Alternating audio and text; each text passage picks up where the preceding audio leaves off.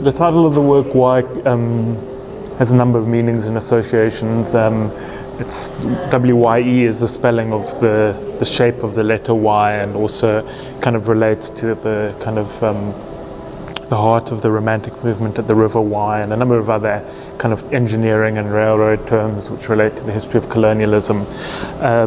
But essentially, yeah, it speaks also to the kind of triangle between England, South Africa and Australia, which is really the starting point for this work. Structure comes from actually the first research trip I made to Australia to read about, to meet the Scaf team. And on that trip I read about the history of Australia, and in particular a book by Robert Hughes, The Fatal Shore, which really speaks about how the English had to imagine the Australian landscape as this really other and upside down and strange and beastly place in order to use Australia initially just as a dumping ground for criminals.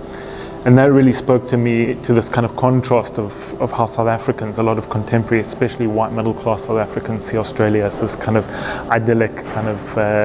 place that's just like South Africa without all the quote-unquote problems. So that's a complete inversion in how the Australian landscape was imagined, separated by a couple of hundred years. So that I started with that, trying to work towards a structure that spoke to the different kind of psychological projections onto the landscape across the outside of that triangle between England, South Africa and Australia, and started writing these three characters who move along the outside of that triangle. The first character, Lethbridge, is an 1820 settler in South Africa, and he's come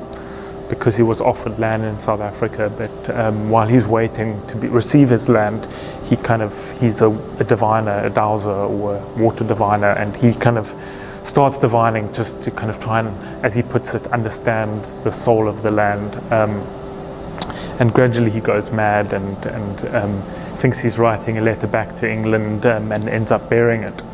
This letter then is found 200 years later by the contemporary character, who is called Craig Hare. He's a South African metal detectorist, and he's trying to get away from the kind of politics and social issues in South Africa by metal detecting along the beach. And he, with the help of a homeless man called Hermanus, he finds that letter and kind of in some ways misunderstands it. Then the third character is an Australian character called Fair, who's a psychoanthropologist, a term I made up from 200 years in the future,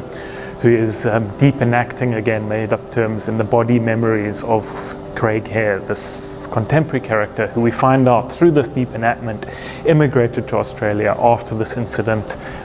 with the homeless man and the finding of the letter.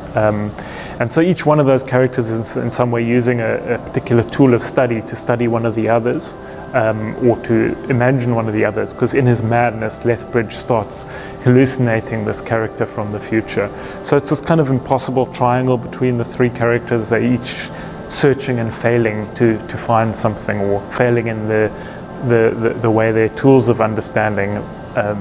manage to actually comprehend what they're searching for. So essentially each of those three characters has a 15-minute film, and each one of those 15-minute films plays sequentially on each of the three screens. But you only hear the voiceover, and the primary sound is from the center screen. So you only hear first Fair's voiceover, where you're introduced to Fair's kind of conceit, and then you hear the contemporary character's voiceover, and finally Lethbridge's voiceover. So you kind of gradually gain more and more of understanding of who these three characters are, but you're constantly seeing them, and that really reflects the kind of primary interest of the work, which is kind of in the kind of contingency of history and storytelling, and the relationship between history and landscape, and how those